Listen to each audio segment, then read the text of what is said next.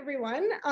I am really delighted to be invited to speak here. It's quite an honor to be invited from Canada to come and speak to people in the US. It's not something that you get asked to do very often, so I really appreciate the opportunity.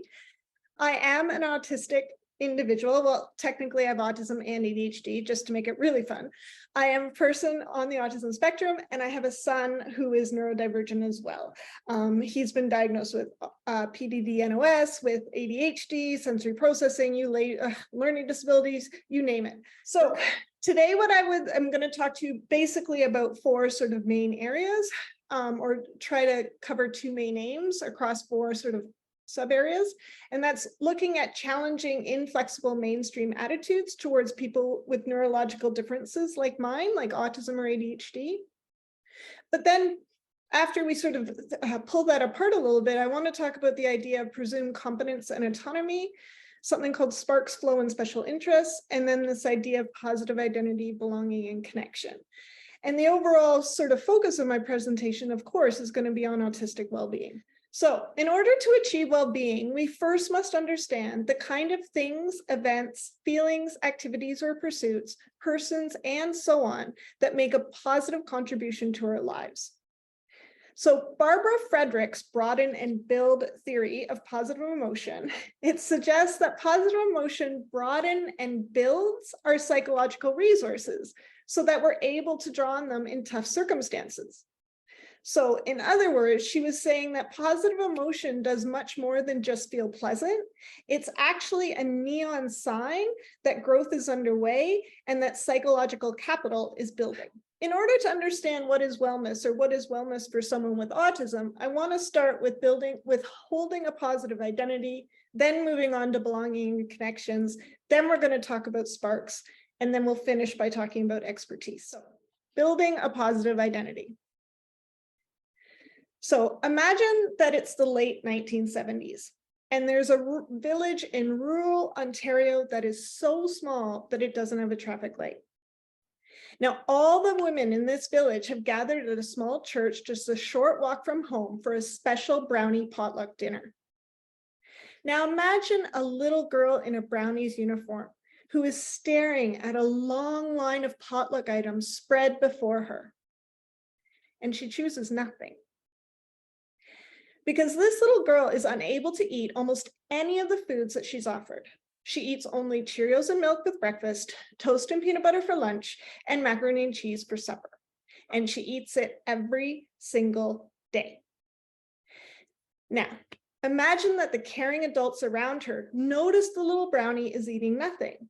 So they say to her, "Don't you want to eat?" But this little girl, who can't be more than 5, has learned one lesson very well. There is something very wrong with her because she doesn't like to eat. She has seen and heard and endured endless battles to eat, endless trips to doctors and specialists, endless conversations about what is wrong with her. Why won't she eat? So when the likely well-meaning mother asks the little brownie why she isn't eating, the brownie instantly experiences intense shame. And that causes a spectacular meltdown. Because this little girl is unable to regulate even the simplest of emotions, and shame is well beyond her ability to cope. My biggest obstacle to living well is not my autism. It's my extremely fragile mental health. And my experience is not unique. Cribb and colleagues in 2019 interviewed parents and their adult children with autism about the extent to which they felt being autistic affected their child's current and future lives. The parents and the adult autistic children both agreed that co-occurring mental health issues were the biggest obstacles to their futures, with supports of severe cases of anxiety and depression. Recently, Swedish researchers examined the medical records of over 50,000 individuals with autism, and they found that autistics are 7 to 9 times more likely to engage in suicidal behaviors compared to non-autistics. This is why Jim Sinclair wrote in 2002 that there's a tragedy that comes with autism, not because of what we are, but because of the things that happen to us. To begin to understand why this might be so, we must first start by acknowledging the power of the constructivist principle. This principle states that what we believe about the world is constructed through our conversations or our stories about it. In this way, what we know and what we create are interwoven. In essence, the stories we choose to tell have the power to affect how we come to view ourselves and our circumstances, and thus they are considered fateful. When I reflect on my own experience, I realize that from a very young age, I had internalized that I was bad, that I was overly sensitive and overly emotional, that my needs were unreasonable, that I was unlikable, that I wasn't normal, and, as my mother loved to say, I had to change. And these beliefs, coupled with environmental stressors, led to anxiety, panic attacks, shame, depression, meltdowns, and further trauma. The diagnostic entity of autism is a subjective construct that is used by society to interpret and categorize behavior, affect, and ways of thinking. From this lens, a diagnosis of autism can be seen as a type of storytelling or narrative for explaining the contrast between the normal and the abnormal, or sameness and difference. Now, I don't want anyone to think that I'm suggesting that autism isn't real. It is real, obviously. But what I'm saying is that the meaning that we give to the differences between autistics and non-autistics is a type of storytelling. The medical model of disability rests upon two fundamental assumptions. The first is that there is one right, normal, or healthy way for brains to function. And the second is that if your neurological configuration or functioning differs substantially from the norm, then there is something wrong with you. The medical model has created stories of autism in which autistic people are inherently inferior to non-autistic people, that autistics lack something fundamental to being human, and that autism is something to be fixed, cured, avoided, or controlled at any cost. That becomes even more clear if you think of this CNN article, which was published not 4 years ago, telling families that drinking bleach to cure autism is a particularly bad strategy. We wouldn't have mothers making those choices if we hadn't pathologized autism to be something that needed to be avoided at any cost. So according to the medical model, autistic people are considered to have deficits or weaknesses that must be remediated. But the assumption that there is something wrong with us is inherently disempowering. Under the medical model, medical professionals are effectively going around and telling a population of people who are at much higher risk of depression, anxiety, and suicidal ideation that being autistic means to be fundamentally flawed as a person. Suggesting that being autistic means to be fundamentally flawed as a person and then behaving accordingly is a particularly bad way of teaching youth that they have value and worth. For we've not long known that one of the most central features of depression is a negative or undesirable feeling of difference from others. But there is another story of autism that can be told. For too long, we have used the metaphor of a computer to understand how our mind works. But the more we study the brain, the more we understand that it functions less like a computer and more like an ecosystem.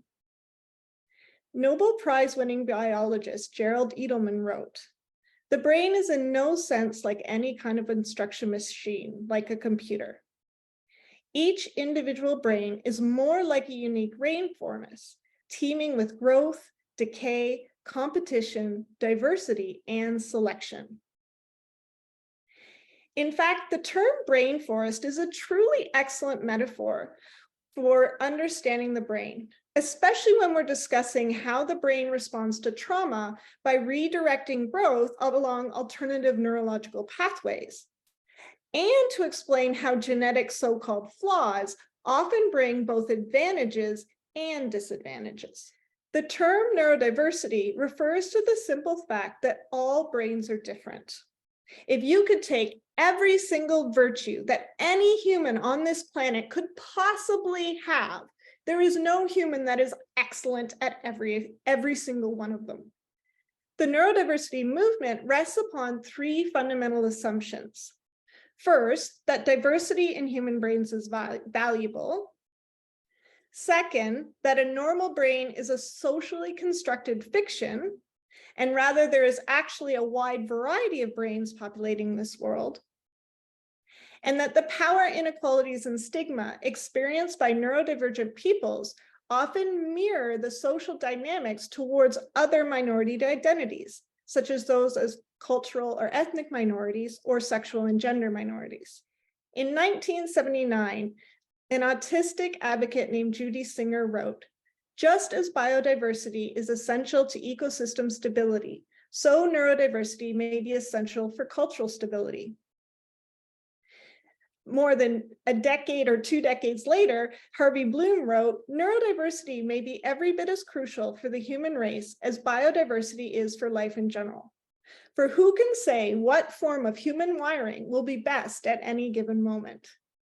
I certainly love that one the most whenever you consider that idea of like Calvin and Hobbes. So if you took me back to like a hunter-gatherer society, someone who has this super hypersensitive nervous system and therefore is going to wake up at the first sign that a pattern has changed is the one who's going to save you all from getting eaten by a bear, right? So we don't know exactly what form of human wiring is going to be most successful given the cultural organization of our world.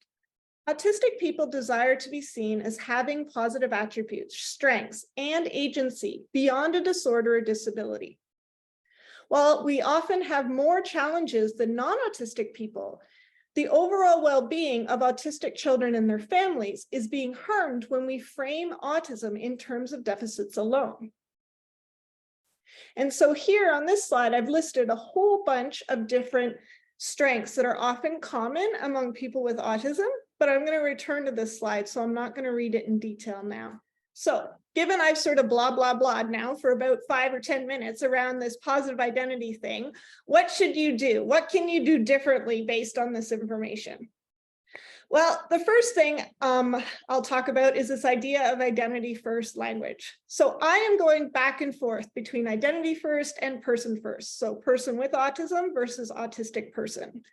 The reason that I use autistic person throughout this document is to respect the fact that many autistics believe that autism is inseparable from our identity. Because really, where does my autism end and Heather begin?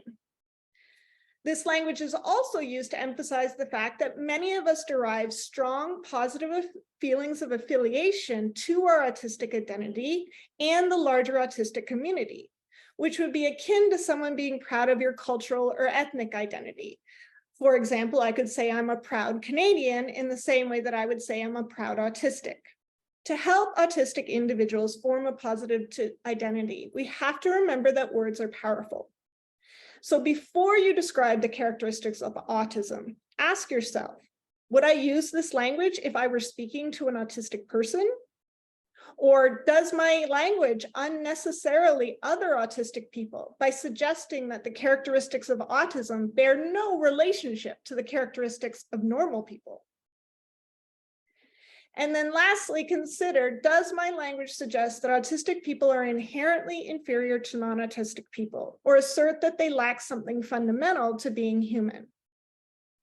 It's very small changes like these that influence our collective understanding of what autism is and help autistic individuals develop more positive identities.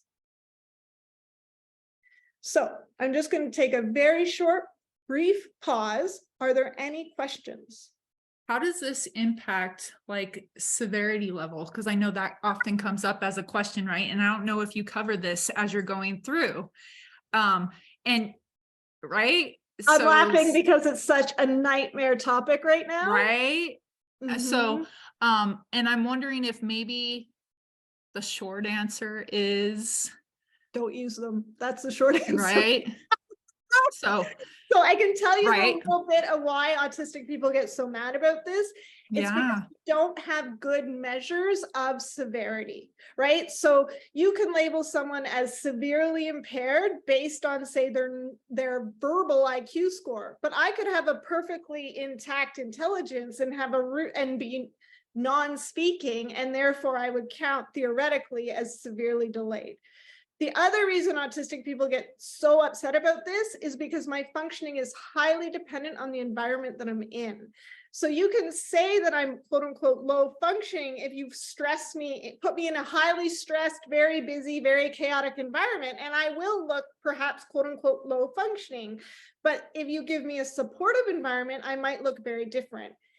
So between the inaccuracy of our measurement, the idea that these labels are used to exclude autistics from services, which is sometimes done. For example, peer is a common intervention given to many autistic people. I'm not suggesting it's a good intervention, but it is an intervention often given, is not allowed if you've got an IQ less than 70. Like you're ineligible for these programs, right? But then if you measure my IQ with working memory, I'm sorry, this is so detailed, but if you measure using working memory, my IQ is going to look really terrible. But if you don't use that measure, my IQ might look really high.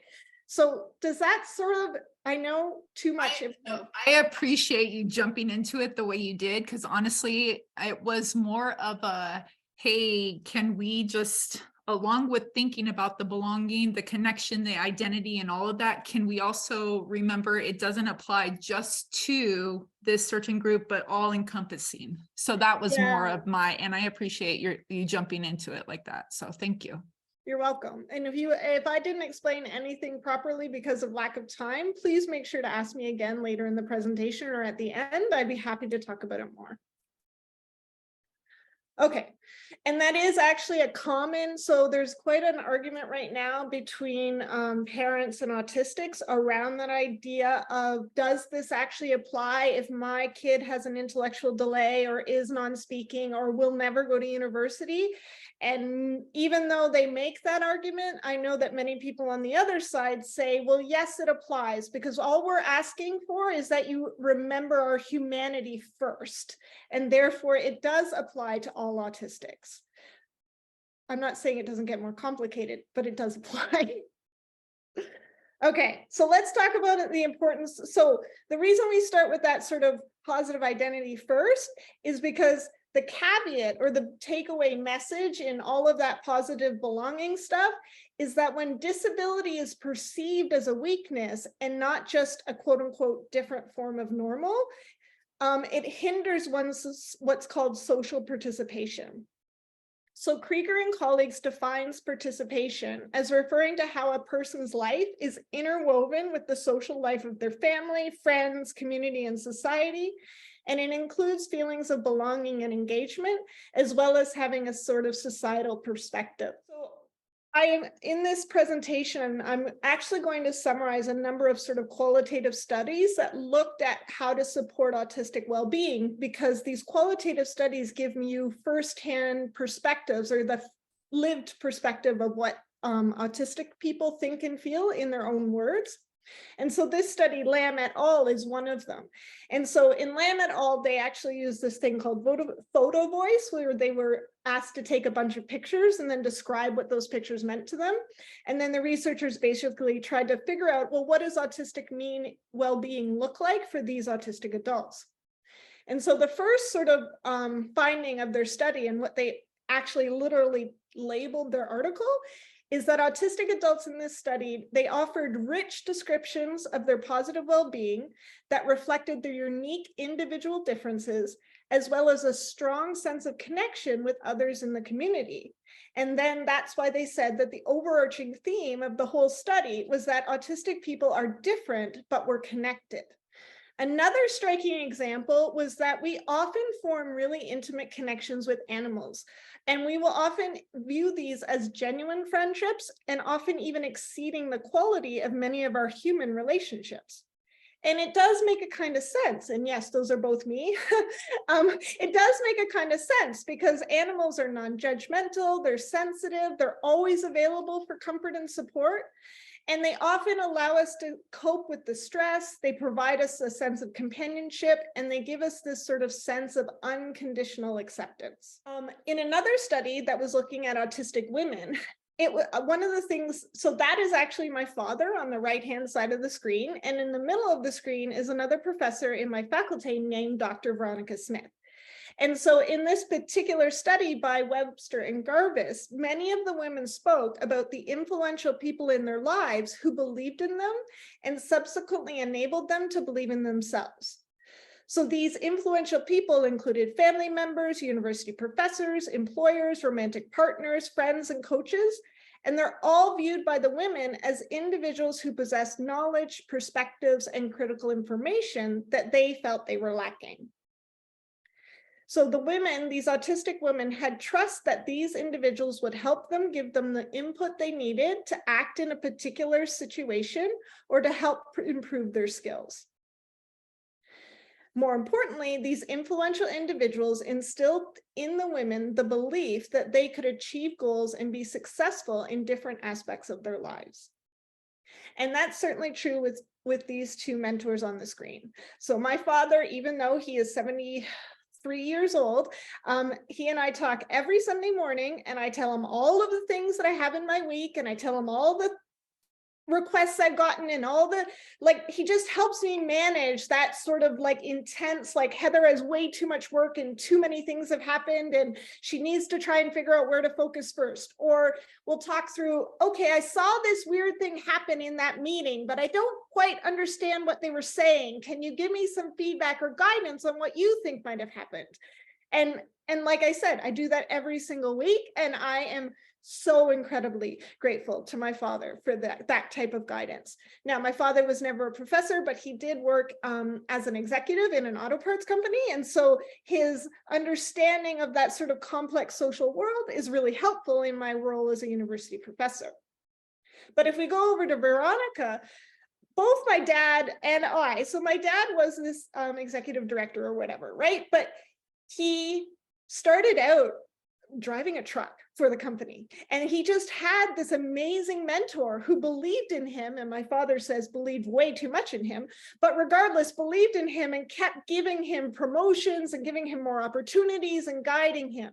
And that's who Veronica has been. Veronica and I met when I was in grad school. She was assigned to me to be my mentor as the Autism Research Training Program. And this was just for all trainees. This was not because I was autistic. All trainees got this opportunity to have this amazing mentor. She then sat on my dissertation committee as an examiner. She acted as a reference for the job that I now hold. And she continues to try and help me navigate that complex social world that I don't necessarily always intuitively understand. I guess my point of this sort of section is that autistic people often think, or non-autistic people often think, that we don't care about making friends or having close connections. And the research just doesn't support that. We actually do care a great deal about making friends, and we really do value our close connections. But one of the things we have to remember is that when we're talking about relatedness in autistics, you have to remember that fitting in and belonging are actually two very different things. So fitting in requires changing who you are in order to be valued or accepted, whereas belonging means that you're valued just as you are. There are a lot of links between social skills training, camouflaging, and decreased mental health. So social skills classes are like peers that I mentioned earlier, are actually often disliked a great deal by many autistics, and they may diminish authenticity by encouraging us to camouflage our true feelings, beliefs, and behaviors to better align to neurotypical norms. And so camouflaging and masking strategies are what we often use to blend into one's social surroundings and present a more socially acceptable version of oneself by hiding our more obvious autistic traits and behaviors. While we all camouflage, for autistics, it can be a bit more sinister because of the sense of fear that we have if we're ever found out, or that sense of shame we have if we don't necessarily act the way that we intended. So autistics who regularly camouflage often have internalized the stigma that their natural autistic tendencies are not acceptable ways to behave. And while causal patterns often are unclear, this constant maintenance of what we call a facade of normality is often reported to be associated with increased feelings of worthlessness, exhaustion, and decreased mental health. So the hypervigilance that can be associated with camouflaging is clearly seen in some of these autistic participants' reflections. For example, camouflaging for the one participant meant constant overthinking of the possibilities of what to say, how it will come across, what others are saying and are not saying, the connotations of every word, sentence structure, emphasis, body language, as well as all of the above, combined in a giant matrix of thought.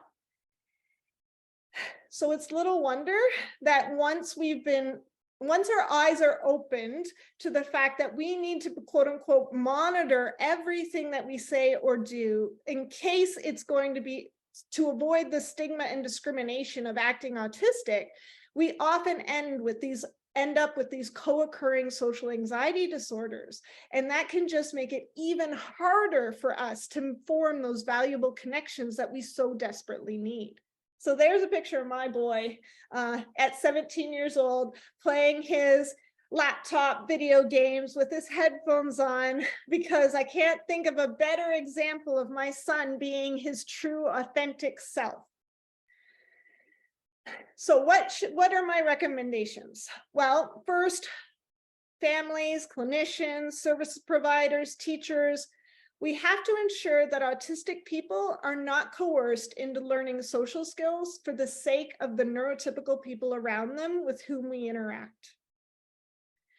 At the same time, we can all support those autistic people who may be genuinely motivated to learn how to quote unquote speak neurotypical to achieve various self-chosen outcomes, like to be a more effective communicator in a workplace dominated by neurotypicals. Third, we need to encourage autistic people to join groups with other neurodivergent peers who have similar interests, because members of such groups often feel great kinship for one another, and these neurodivergent groups provide opportunities for meaningful friendships without needing us to mask or normalize our quote unquote odd behaviors. And then last, if we want autistic individuals to thrive, we must work hard to increase each autistic child's confidence in themselves by conveying to them that they are good enough as they are right now, not as they might someday be in the future. The more we can believe in each student's strengths, the more that we can see the good in them as they are, the more that they will grow up believing that they have value and worth. So what are interests? Well, interests are what we care about. It's what we spontaneously give our attention to, and they're what we value, even if only briefly. According to Benson's and Scales' model, people who thrive tend to have a spark, or maybe several sparks. And they defined a spark as a passion for a self-identified interest, skill, or capacity that metaphorically lights a fire in a person's life by providing energy, joy, purpose, and direction. So, as most of you probably already know, being intensely focused on a particular subject or an activity is considered a defining feature of autism. As many as 95% of autistics have intense or passionate interests. And because of this, the special interests of autistics should theoretically hold great promise for fostering our ability to thrive, because our time spent pursuing our special interests can often amount to that of a part-time job.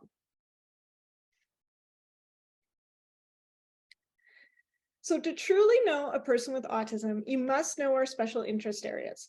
It is not just enough to acknowledge that our passionate interests are important to us. We define ourselves by our special interests, and after our family, our passionate interests are often the most important thing in our lives. But it's also really important to point out that society loves to pathologize the special interests of autistics. Because seriously, if my intense special interest was the Edmonton Oilers, no one would bat an eye. For example, when I was in high school and the beginning of undergrad, one of my intense special interests was General Hospital. Because this was the 90s, I used a VCR to record General Hospital every day while I was at school, and then I'd watch it as soon as I got home. I collected pictures of all my favorite characters, like Brenda and Sunny shown here, and I pasted the pictures into scrapbooks. When Brenda wore an outfit that I particularly admired, I had my mother-in-law, who was obviously not a mother-in-law at that point, but regardless, I had my mother-in-law, who was a seamstress, recreate the outfit for me. I even traveled to Walt Disney World in Florida one summer to attend the ABC Super Soap Weekend, and I waited in line for hours to get Brenda's photograph. But as you might expect, my mother hated my obsession with General Hospital, and we had endless fights about it. Often because I refused to ever miss even a single episode. But nothing my mother ever said or did impacted the intensity of my obsession. Now, eventually my interest in GH did wane, although it held me in its grip for almost a decade. But it did fade naturally all on its own. Years later, a psychologist explained that I had used GH to learn about the neurotypical world, because in a soap opera, the plots progress very, very slowly, and all of the emotions are exaggerated. So GH becomes the perfect training ground for me to learn to understand how your brains are perceiving, understanding, and interpreting the world. The key point is that while my mother could not see any value in my obsession, the one reason that my interest was so intense was because I was learning. I recently conducted a really small qualitative study where I asked a group of autistic AFABs, which means assigned female at birth, what gets in the way of your spark? And these were some of their responses. But all of them pointed out to this idea of ableism, neurotypical expectations, and societal norms. For example, one autistic said, I made the giant societal norm sign because that is something that is always a constant thought in the back of my head about how arbitrary life is and how difficult it is for us sometimes. To punish someone by removing our intense special interest is, in essence, to strip us of a large source of comfort, soothing, and strength. In fact, a best practice is to merge our passionate interests with what we're learning at school or work. In fact, doing so may be one of the only ways for us to demonstrate our true level of ability. So strengths-based education begins with educators discovering what their students do best.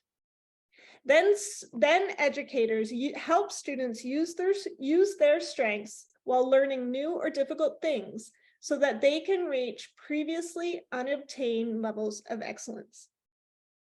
Ever since I first learned about strength-based education, I have been trying to understand how to use this idea to support autistic students, because I certainly know that in my specific case, this has made all the difference. So let me give you one example.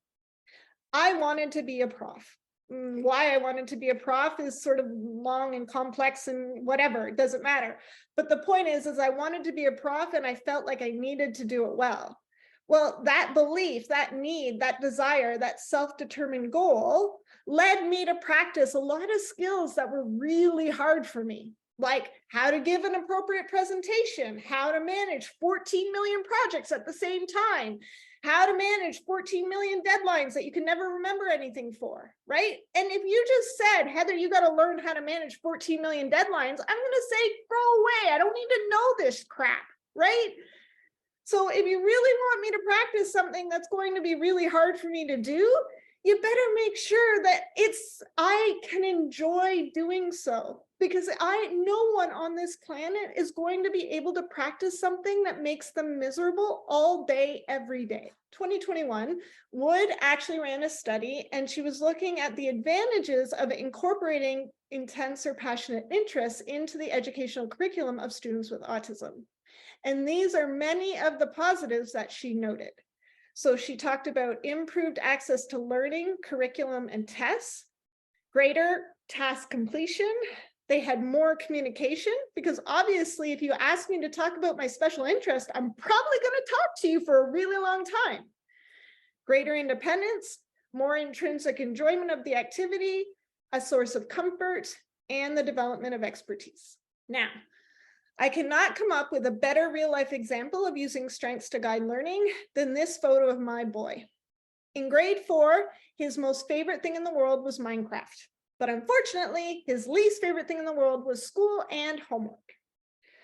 Homework was almost worse in some ways because his despised school world was even invading the privacy of his home world. Now, I fully admit I did not have many educational wins with my boy, but this is one example where I did. I was able to use his intense love of Minecraft and his innate love of science to get him to comply and even put in effort into making the science fair poster. Essentially, we set up a project where Aiden made similar sized structures using different materials, and then we measured how long it took to blow up each structure.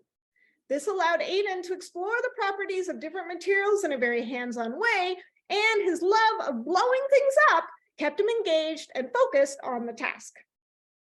So by using Aiden's innate love of Minecraft, I was able to create an engaging and an interactive way for him to explore these scientific concepts. And it helped him stay motivated and interested in the project, making it a more effective learning environment for him. And here is a picture of my very good friend and colleague and another autistic advocate named Patrick Dwyer. He actually works on, he's at UC Davis. He's doing his doctoral work at UC Davis. And he actually gave the presentation last year that Jennifer referred to at the beginning of our presentation. But this is one of the slides from that other presentation. And what Patrick talked a lot about was this idea of social skills training. Like often autistics are put in social skills training because we don't understand how to behave and we need to go learn, right? And that's like demoralizing. It's horribly boring. It sucks. And I can go on in great detail, but the training programs often aren't that effective. In other words, most people don't make friends the way they're teaching us to make friends in those programs. But what Patrick wanted to bring everyone's attention to was that where he learned social skills the best was actually in theater. Now, Patrick was intrinsically motivated to act, and he wanted to become a good actor. Well, what is acting? Acting is about taking the perspective of the other, understanding empathy, building, relationships. You get to try on different roles and see how characters react to those roles. And it's not about us having broken social skills. Here is a natural environment where everybody's leveled the playing field. We all need to practice these skills, and we're all learning together. And so he talked about how it was easier because it helped to have a focus, because when you're doing acting, it's very like the process for understanding how to practice your script and how to act on the stage. All of that is much easier because it's not like we're just going to talk about anything randomly. We've got a clear focus for the discussion. But then we talked about how it's more authentic, obviously, because everyone's learning together. And then we talked about how much more fun it is. Given that young people with sparks appear to have richer and more meaning-filled lives, the autistic tendency to develop passionate interests should actually be nurtured as a strength that it is, rather than be suppressed as some kind of sense of clinical impairment. And if we go back to that Lamb et al. Study, they actually did report that an integral part of experiencing well-being for autistic adults includes having opportunities to engage in personal interests and hobbies that give us enjoyment and fulfillment. So I have one more section on presumed competence, but are there any questions or comments? I was going to say, just this whole conversation about special interests, it's something we make reference to often when we provide our trainings as well, but just if we just look at ourselves, right, and what we're doing the things that we're passionate about. Otherwise, we end up burning out and leaving and moving on to find something different to do anyways. So I don't think it's anything very specific to any one population of people. It's more of recognizing that goes across the board, right, for everyone. So how can we bring that into the various things that we do, or what we're presenting, or our ability to help us connect or present information. The Minecraft Science Fair poster was so like on point, as I have my own children who similarly don't like to do schoolwork, and homework invades your home life. And why do I have to continue doing this? I just did it for 6 hours over here, right? But we put those things in place in order to try to keep the learning going, right? To test the knowledge, all of the various reasons why we do it. But if we are going to do that, again, why can't we, like you said, make that connection to those special interests to help to really process and bring it and make meaning of it. I also love your sharing of your connection to General Hospital and just your understanding of it, right? And your coming back afterwards sharing that you used it as a way to really go through and learn, and it slows it down, and you're 100% correct, right? It's so exaggerated. It allows for so much time and space to hear things. So yeah, so thanks. It's not much surprise I became a psychologist, eh? Clearly that was my interest, right? So yes, thank you. I appreciated that section and that info. One caveat is I've often heard, well, they won't do anything but their special interest. They won't try anything unless it's their special interest. So how can you possibly allow them to have their special interest when that's all they'll ever do? Like, that can be sort of the counter argument. I mean, that's completely 100% true. I can say that for me, one strategy has been is that I have to do everything else first. So if I get my intense special interest, once I get my intense special interest, it's painful to go from my intense special interest to something crappy.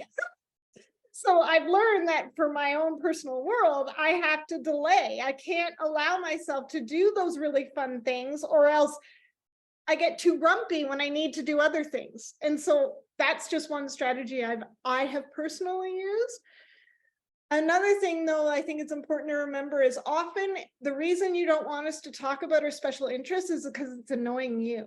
And I'm not saying it's not annoying. It is annoying. I understand that. But it's not harming us, right? Like, we're actually experiencing well-being by telling you about these fantastic, cool things that interest us. But you've heard it so many times that you're like, will you please stop talking? But is that really about me, or is that about you? Do you sort of see what I mean? So I have a question about that. And I guess it goes back to this classroom perspective, right? And what you're saying about once you get it, it's painful to go away from it, right? So we talk about the use of first thens, Yes. right? So first we're going to accomplish this, then we can have access to that. And having those conversations about all of it. And yes, love doing it, right? We each love doing it as well.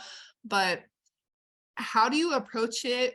Or what are your thoughts around looking at it as a more classroom-wide well-being, and how do we fit within this classroom environment, right? Yeah. So everybody in that classroom can be their own different person, right? But we have this community that we're part of and need to work together to make it keep going. So how does that play into those conversations? I know it's kind of, so I'm not totally sure what direction you're coming from, so I may be taking it in the wrong slant, but I guess I almost wonder if it's around like creating almost like a positive niche for that individual student within the larger positive niche of the entire classroom, right? So when we talk about positive niche construction, it's often, and I got one slide on this at the end, but it's around how do you create the environment that is the most supportive for the classroom or the learners, right? And there's many ways you can adapt the environment by using UDL or assistive tech or whatever.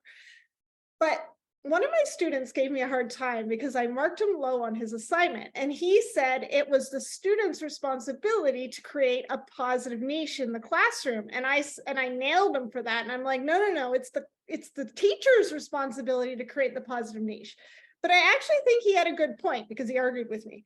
He was trying to suggest that, yeah, it's the teacher's job to provide, a sort of global structure of what a positive niche or a perfect learning environment might look like. But then they have to work with the student, individualize their own positive niche within that bubble, right? And so for that autistic student, I'm sort of imagining that they're with the same teacher all day.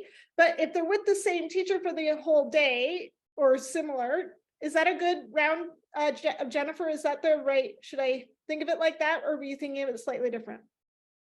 So I think that's one aspect of it. The other piece that I was thinking about is related to the comment of, they're talking, and it's annoying, right? And that's annoying to us.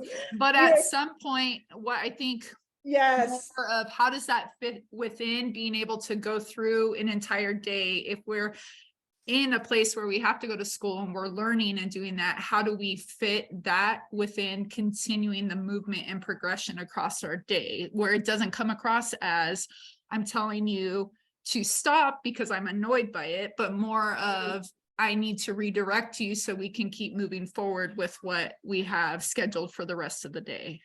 I think in that case, you're looking at more like an acceptance and commitment type therapy, like a strategy. So acceptance and commitment therapy is a form of therapy that's been somewhat effective for people with autism. And one of the first tenets of that therapy is to look at the big goals or the overarching goals or the overarching, and then because when you become quite dysregulated, right? So one of the ways to sort of navigate through that is to look at those big goals. So I wonder if it's just around respecting their dignity, saying, I really want to hear about your intense special interest, the Titanic, but the larger overarching goal or value that we hold as a classroom is that we're going to accomplish A, B, and C. And we can't accomplish A, B, and C if we talk about that right now. Is that kind of in line with what you were thinking? Yeah, absolutely. So I think it's just this idea of we can do that while honoring and respecting that, but still continuing to go through our day and show the commitment and connection to the overarching goal, whatever it happens to be. It's not about not interrupting us. It's more about what are you saying about the need to interrupt us. If the need to interrupt us is so that we can move on with the curricular objectives, interrupt us, go for it. But if the need to interrupt us is just, you don't want to listen to me, that might be more problematic, right? So I know almost all teachers know about self-determination theory, but it doesn't matter. It's still an important theory. So obviously, self-determination theory is that all humans have an inherent positive tendency to move towards growth, and that we all have three core psychological needs. And so the first is competence, which is the feeling of mastery and accomplishment. Then there's autonomy, which is being able to make your own choices, or the degree to which a person is able to act according to their preferences, their interests, and their abilities. And the feeling of relatedness, or the feeling of belonging and connection. So obviously we already covered relatedness, but now we're going to look towards competence and autonomy. So my son actually made me an art painting, like it's very abstract. It was like grade 7, but he brought it home from school. And this was the quote that was on it by Picasso, that the meaning of life is to find your gift and the purpose of life is to give it away. And given my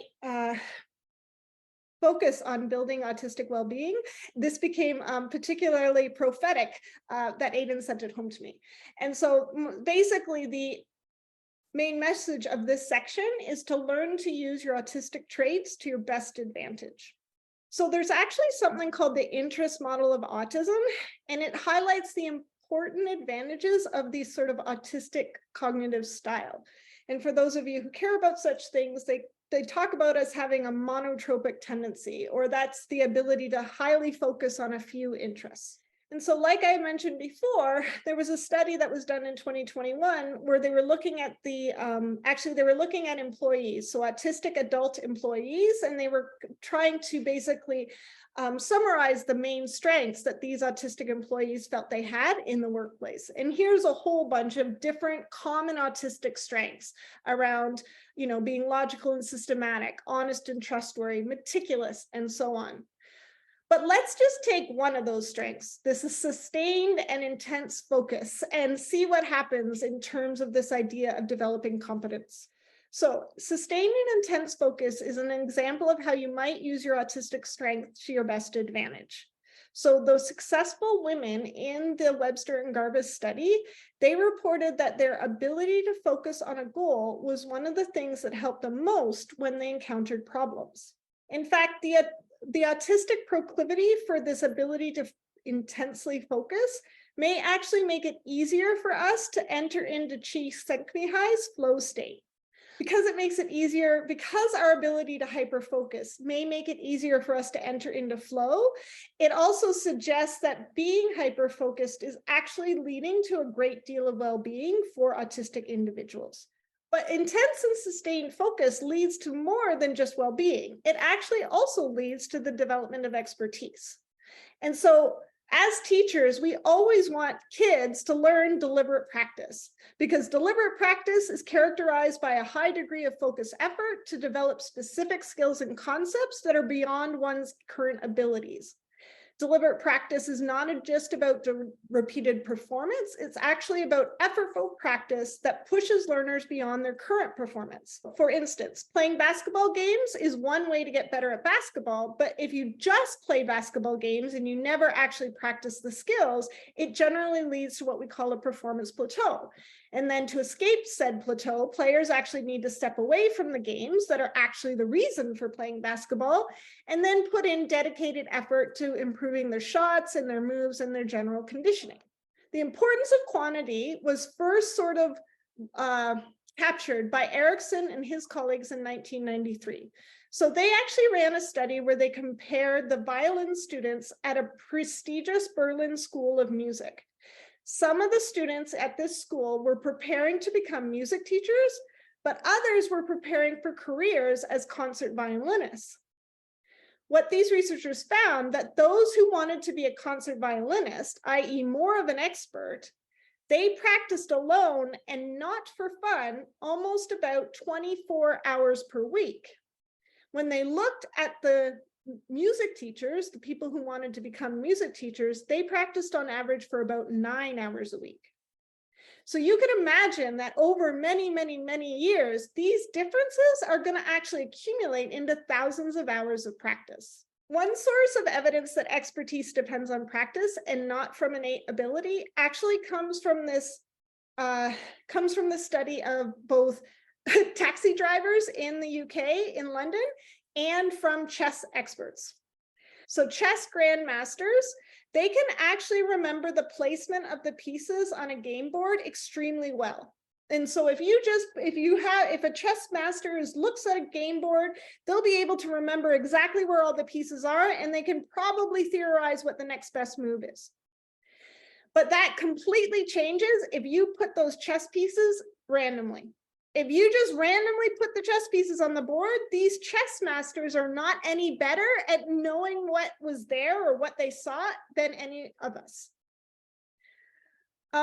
So what this shows us is that these grand chess masters, they actually don't have outsized memories for every visual construct on the board, but rather they have a very superior visual spatial memory recognition for these sort of well-known movements or well-known placements of chess pieces. So the other idea of taxi drivers, which I thought was really, really cool, is they were looking at black cab or black. So in the UK, they have these sort of black taxi cabs, and those are the official taxis of the UK. And to become one of those black cab taxi people, you have to be able to memorize all of the incredibly complex streets in London and be able to just give it back to them.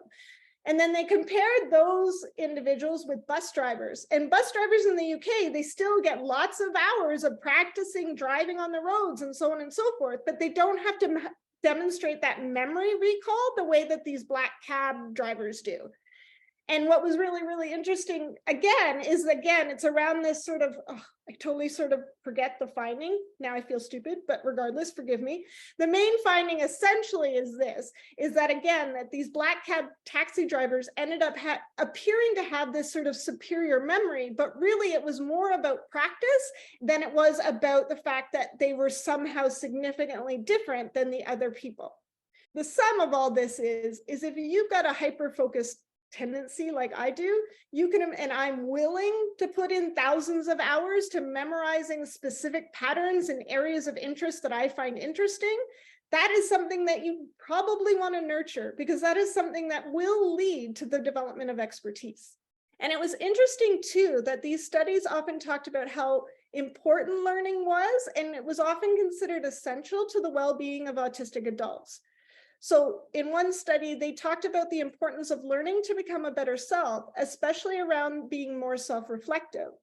And they also talked about the importance of stepping out of one's comfort zone, and reported that seeking out new experiences allowed them to grow and mature in the long run. What was really also really cool is that many of the people, even though in the Webster and Jarvis sort of study, we were looking at sort of these autistic AFABs that had gone on to be successful as defined by them.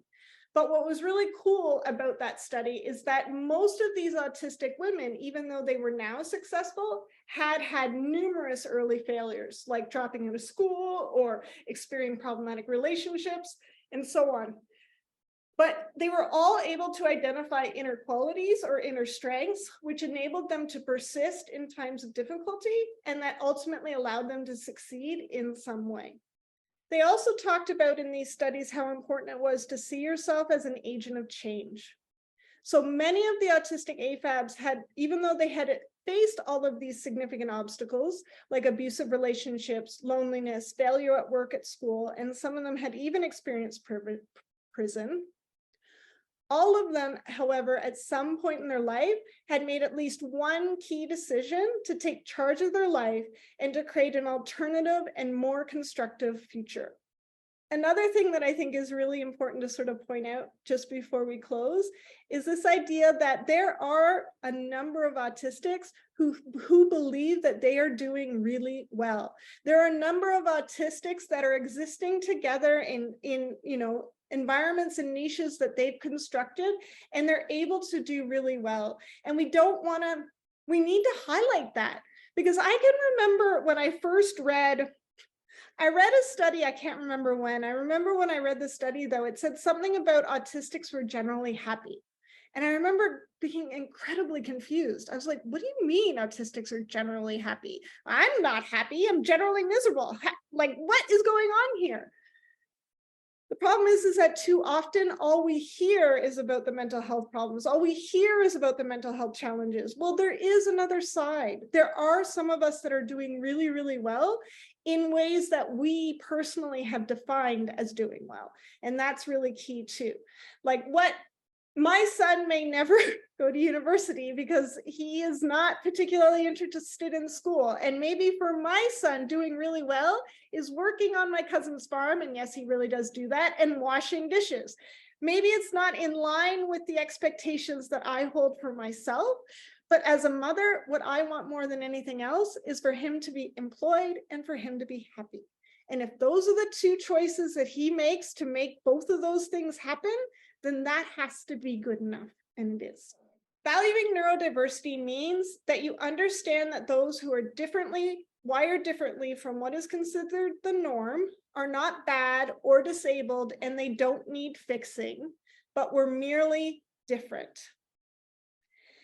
But if you are an autistic person or a family member, or you're supporting someone who is autistic, I urge you to look for the bright spots, because when it's time to change, the pathway forward is always what things are already working. And then once we figure out what is already working, we have to then ask us a deeply unnatural question of how can we do more of it? And I know that for myself, that has been we call it most sort of like a hope scavenger hunt. I need to look, I need to pay attention to everything that's going on around my world. And I need to sort of think, okay, well, what things are going really well for me? What times do I experience well-being? What times do I feel happy? And then I try and keep going in those directions. So, thank you. Are there any questions? A lot of really great information that we're trying to kind of digest and process and create some, at least on my end, create some meaning right? I As totally to understand. how does that connect back to what we're doing? But I saw someone come off of mute and I want to invite Yeah, them. that was me. Hi. I really love what I've been hearing and just getting your perspective on what it's been like for you, what it's been like for your son. Some of the students that I work with, it's the motivation for them to um, basically they're struggling with functioning. They're getting a negative pushback from teachers. So I'm really trying to figure out ways to motivate them, or just to at least help them see pros and cons of if they um, do certain things, then they might get a negative reaction. They might have some failing grades. So I've heard a lot of what you said about, helping, seeing if we can try to connect flow activities, so they feel more successful, helping them see some of the fun and motivation in what in making some tweaks and changes here and there.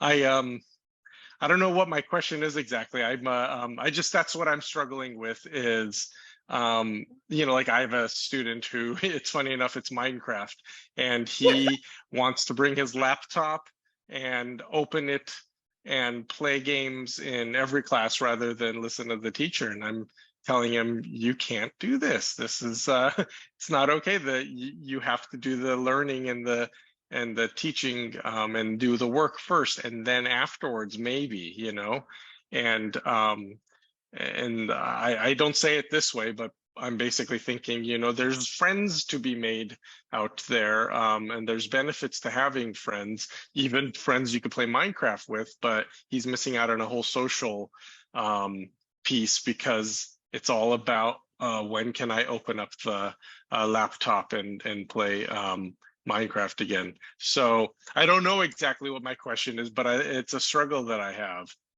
I think the problem with computers, or the biggest problem that I found with computers, is that when you're playing a computer game, you're getting every single thing that your brain needs and desperately doesn't have in a traditional classroom, right? Like you're giving the sensory environment, you're engaged, you're motivated, like everything in that sensory world is perfect. And often that disconnects from going from that perfect world to this crappy world is really hard. So I don't know if that's, so often we have to almost like so it's like that they call it a sense of resistance. So if you do anything around mindfulness, they talk a lot about resistance and trying to go into those like it's almost learning to tolerate your distress in some ways, but also I'm not really explaining myself right. I'm glad you're struggling with it too. I think what I'm trying to say is mostly that these sensory worlds are very bad for our brains and we can't get unhooked from them. We desperately want that perfect sensory world, and nothing that you say is going to make me change my mind. And I hear what you're saying. Like, it's an incredibly, like, how do you motivate that kid that he doesn't actually want to play Minecraft, that he actually wants to practice arithmetic?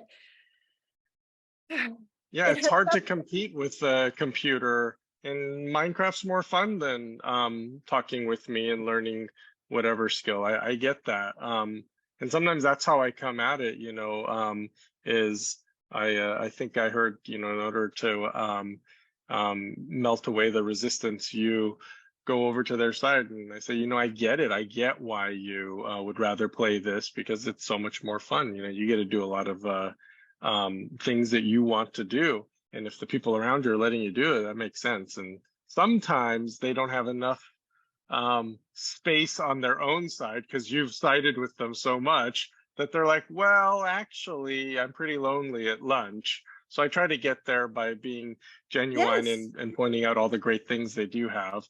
But even what you but I just want, said is perfect, right? Like if you can get them to even start thinking about when there are times that are good, right? Like that's often the trick. Like, can you get them to just shift their attention to even kind of agree? Like, yeah, you're right. I kind of do want friends. Or yeah, you're right. If I play Minecraft all day, every day, then I'm not doing these other things. And that's what I mean. Then you have to sort of get them to focus on the commitment or the value that they have. Like, do you agree that education is important and that we're going to need to learn? You sort of see what I mean? I know it's yeah. very complicated, but some of those strategies from that sort of like traditional psychotherapy, you might find actually quite helpful in getting those kids, especially acceptance and commitment therapy, which is all about focusing on the big picture of why we're doing these things rather than getting caught up in the minutia of it's more fun to play video games than practice math. Yeah, yeah. Well, thank you. It's really nice to hear your perspective and what it's been like for you and your son too. So I appreciate you sharing all that. Yeah. I know for me, another thing that's really hard is it's how long I'm allowed to hyper focus. Like, I know that we often say, well, if you do 50 minutes of homework of math class, you can have 15 minutes on your iPad. Well, 15 minutes is not, I'm just going to go into my hyper focus and you're going to rip me out again. Like, there's no way. I've learned that if I want to go, so my hyper focus right now is rolling my body because I tend to be quite sore. Like, I'll sort of go into meditative and I'll roll with balls and so on and so forth. If I tell myself I got 10 minutes to roll, I'm not doing it because I'm going to be late for my meeting. There's no way for me to unhook in 10 minutes from that process. So how long do I need? At least 20. And I much prefer half an hour, right? And so some of those strategies, like you can't, like I know your intention is good, but if you just give me my special interest, I get hooked and then you pull me out again, that's actually going to make it harder, not easier.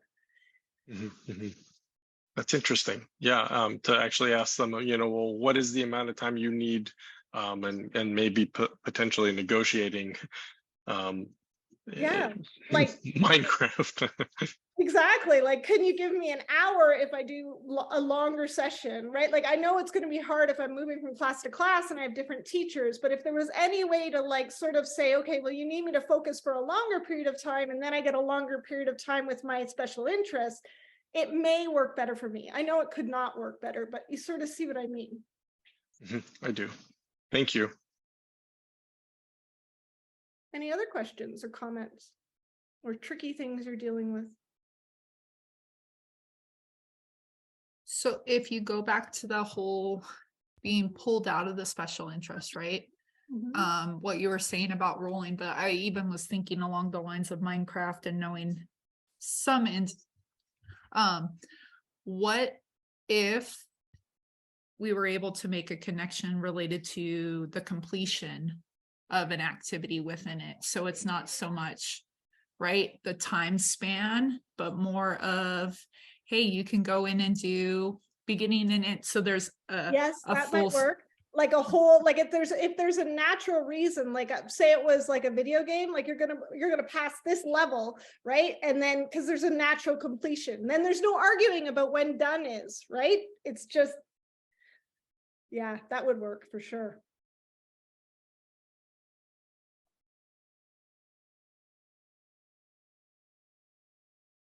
Any other comments or questions?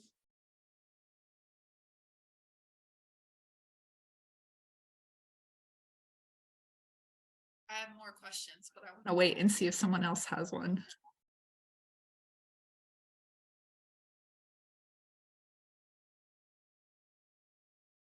Were there any in the chat that I missed? In the chat, there's a lot of thank yous and the appreciation for your, it says, this was a fantastic Hi. presentation. Oh, go question. ahead, Amanda. Sorry, I do have No. a question. So Yeah. this is separate from like sensory regulation, right? So instead of rewarding them, we don't want to reward with sensory regulation. We want them to have that sensory regulation. So for example, if a student needs that deep pressure, we're not saying, oh, you have to do this before getting that deep pressure. No, Right? no, Like no, that's a very okay, good point. good. Yes. Okay. No, Okay. no. But it's more of like, so I have a student, she's non-speaking. I'm a speech pathologist assistant.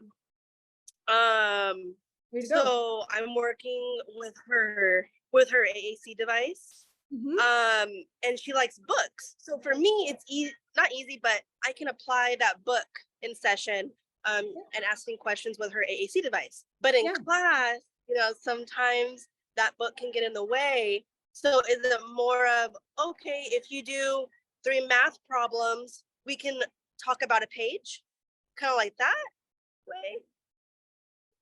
No, because that's just what you're I want to describing. make sure. What you're describing is a behaviorist strategy, and I'm not saying that that's a bad thing to do. That is right. But what you're saying, it's basically like, do the behavior that you hate, and then I'll reward you with something you like. Those types of strategies. I want to make sure. Yeah. That type of strategy. Sorry. Oh, sorry, I may have not understood. Go ahead. You correct yourself, okay? No, I think you're. No, I think you're right, because I was just making sure, because I see that in the classroom and I'm like, let's try to get away from that. Let's not do that to them, you know. It doesn't work long term. Like it's our last resort, because the problem with the reward is that the reward, once you achieve it, it automatically reduces its salience, right? Like, so if I get my first A ever and my mom says, oh my God, you got an A, that's fantastic, right? That's a huge reward for me. But then once I have 20 A's, that same reward, oh, you did a great job, isn't going to be meaningful. And so when we use those sort of extrinsic rewards, we have to keep upping the ante if we want them to be effective. But then as classroom teachers, we can't possibly up the ante far enough to make it meaningful, right?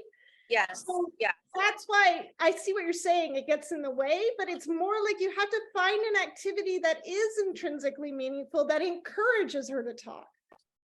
Yes, and that's what I've kind of talked to the teachers about, is finding their interests and trying to incorporate it. I had a student that she was singing one day. So I used singing in my therapy, in my session. And then I told her one-on-one, I'm like, if she wants to sing, use it when she's doing work. So try to add that singing tone into, 2 + 2 is 4, you know, trying to grab her attention, like something like that. Yeah, absolutely. If that was meaningful for her. Or maybe it's that she has to count the words in the book, right? So if she's practicing adding, can we get her to add the words that are on the page, right? And use those as her fodder for her words, right? Like she might be more engaged. Or can we count how many times they use the word she? How many, or will they get more she's on one page or more she's on another page, right? Like that's a good way. I just wanted to make sure like I was understanding what you were explaining to us. And then make sure I transition that into the classroom. So, okay, great. I think you are. All right, perfect. Thank you so much. Welcome.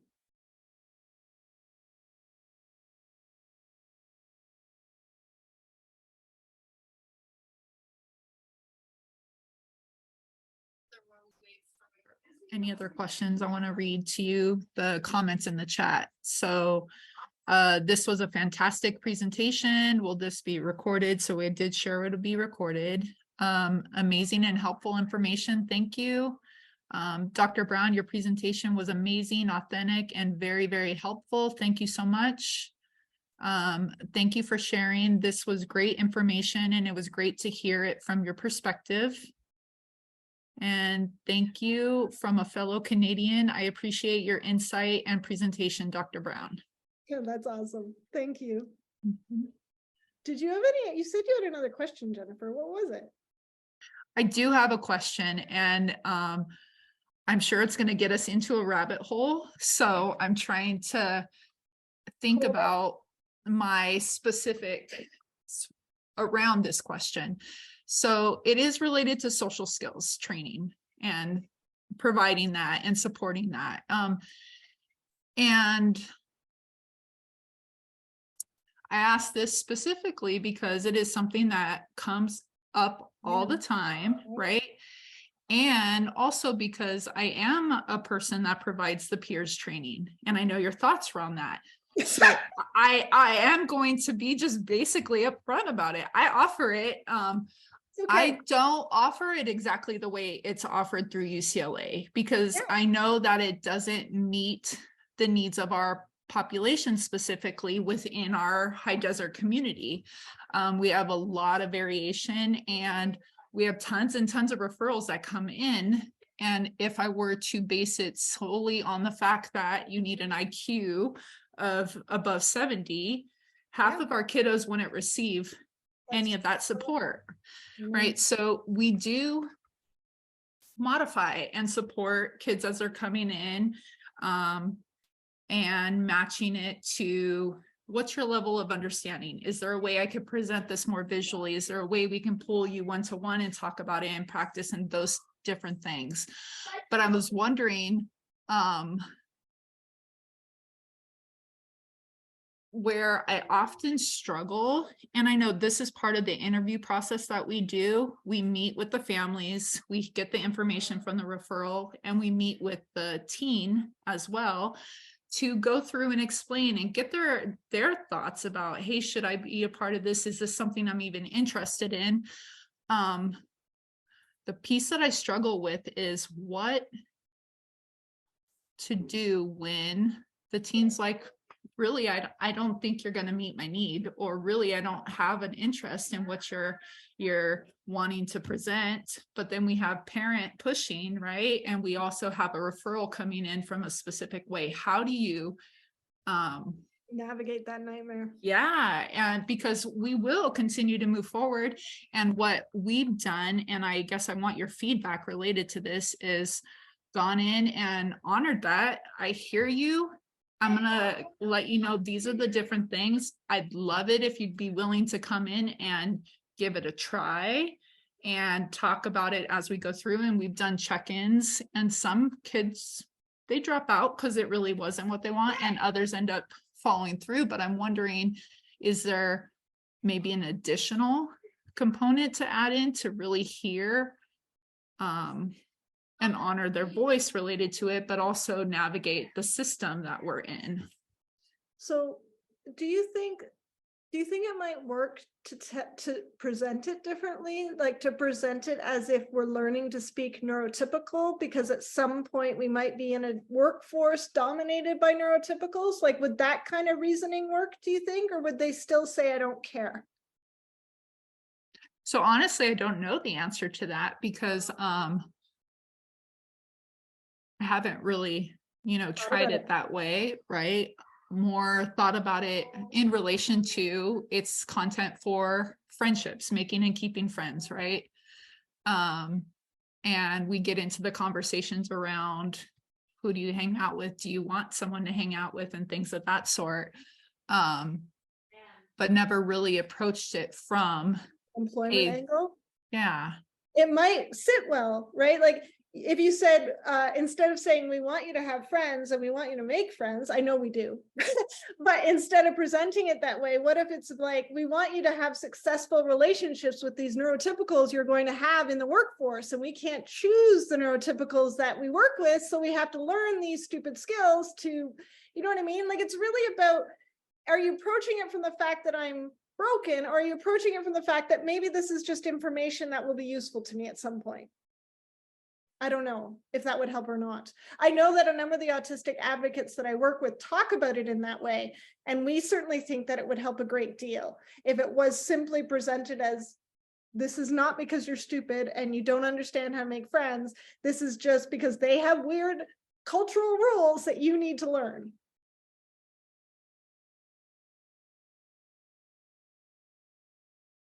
Does anyone else think it might work? I mean, I like that. I like that a lot. I know with the kids, my former students, is if they understand the purpose. Yeah. So even though they may not agree, but it's almost like learning a foreign language. Exactly. It's a foreign language that they're trying to learn so they can move and be successful in the areas that they want to go into. Yeah, and always trying to say your social skills aren't broken, you're not deficient. We're just going to teach you these rules so that you don't get discriminated against or you're not facing stigma. I mean, one of the biggest ways one of the biggest barriers is that we can't pass the job interview, right? Like no one will give us a chance because we don't know the right words to say in the interview, right? And so like, from that perspective, I can see that I would want to, if I was an autistic, like, right? I would want to know those skills so I could get the job that I wanted to have. So there might be a way, but I think no matter how you make it meaningful or relevant, I think there is a way to do it. And I'm not completely against peers. Like, we do often need guidance. It's just the way that the reasons for that guidance is often done in a very dehumanizing way.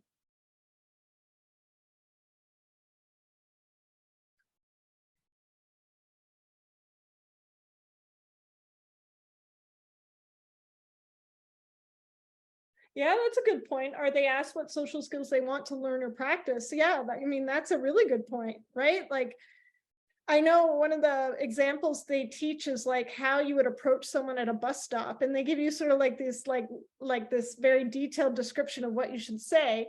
And it doesn't seem very real. It doesn't feel very authentic or meaningful. So maybe if you had an autistic person who felt that way, you would say, you're right, this isn't totally authentic and meaningful. So maybe this isn't a strategy that will work for you. Let's try another one. I don't know.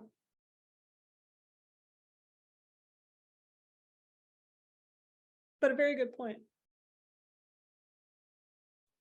But I think any program that you're trying to get students involved with, it's do it with them, not to them. Yeah, for sure. You know, for sure. And the fact that if we can invite more people involved too, right? Like if it's not special classes for just us.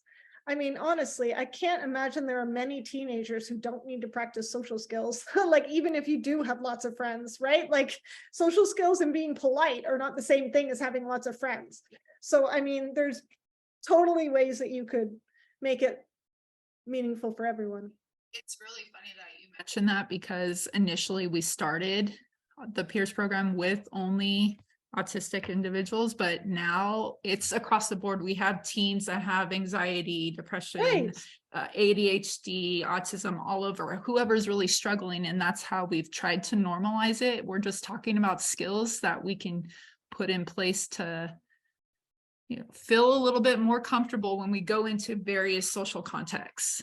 Exactly.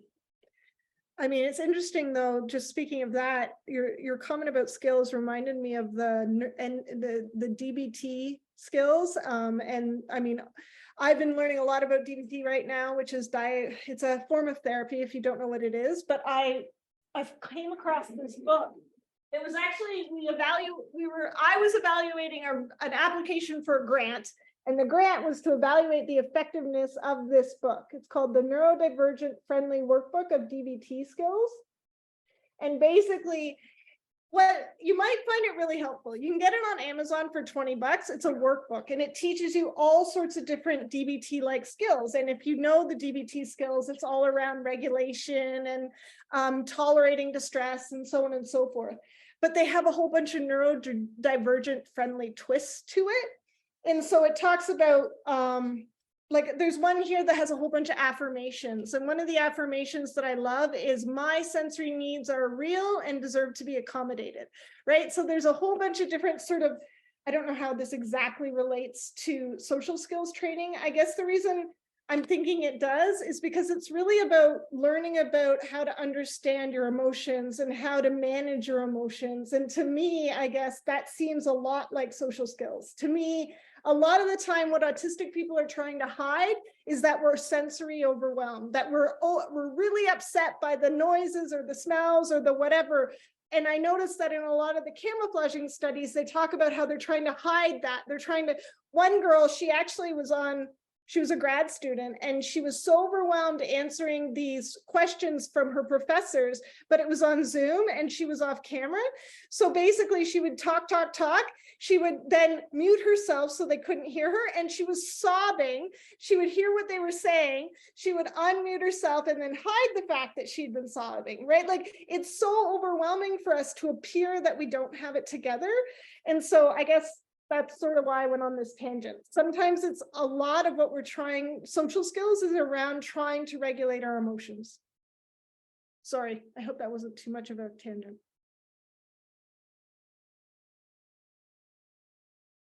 Not at all. In fact, we had people asking for the title.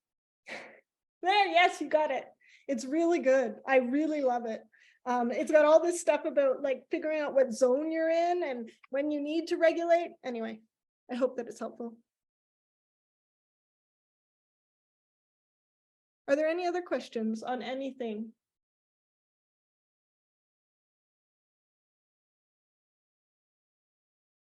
Can you clarify, is there a difference between camouflaging and masking? There is, technically, but do you want to know the technical definition? Yeah, I'm actually really curious about that whole field, because I do feel like it happens so often out there, and I'm trying to understand it more and be more supportive of the fact it is, and help others, or even myself, be able to recognize when it's potentially happening and how to be supportive of that. It's really hard to figure out where camouflaging ends and social skills begins, because social skills is essentially hiding. When you, like, if I have a student, my role as a professor is to not show that I don't think you're very smart, because obviously if I make it obvious that I don't think you're very smart, that's going to hurt your well-being, it's going to hurt your educational opportunities, blah, blah, blah, right? Well, that's essentially lying, right? But then yet that's a social skill. So it's really hard to figure out where camouflaging and so on begins.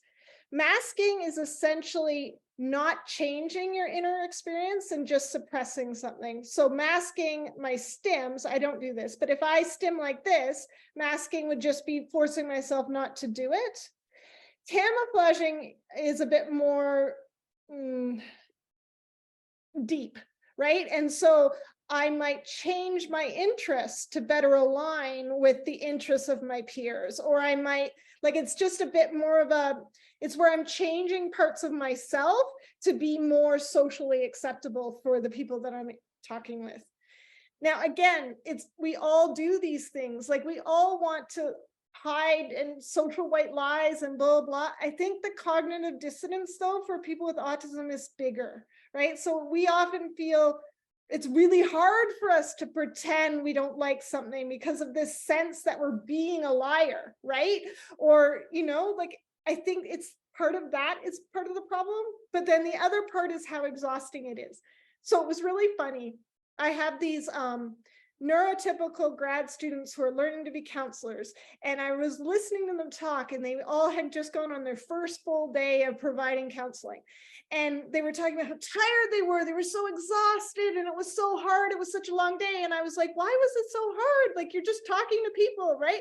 And they were like, well, I'm monitoring everything I say, and I'm trying to understand what they're saying and trying to see if there's a deeper message, and there's so much, right? It's that. If you're constantly having to do that, like, theoretically, the neurotypicals would eventually figure it out and then they would relax. But if you're in that constant state of toxic stress, then it's much more likely that you're going to have serious mental health effects from that state in and of itself. And also this sense that I'm so disgusting that I have to hide everything of who I am can be really hard on your ability to sort of understand yourself. Does that make any sense? Or does that answer the question? 100%. So I always find it a bit hard because camouflaging is a skill we need to know. If I can't camouflage, I'm not going to get a job. If I can't camouflage, I'm going to have troubles with my peers. So it's not that you can just say camouflaging is bad, but rather we have to figure out that when is camouflage costly and when is it to my benefit. And I think the autistics often are arguing that you're spending too much time on forcing me to act as a neurotypical in the same way would force homosexuals to not be like conversion therapy, right? Like you're just not homosexual, just stop being that way, right? It's sort of that idea, but you can't go to either extreme. We have to find a balance, right?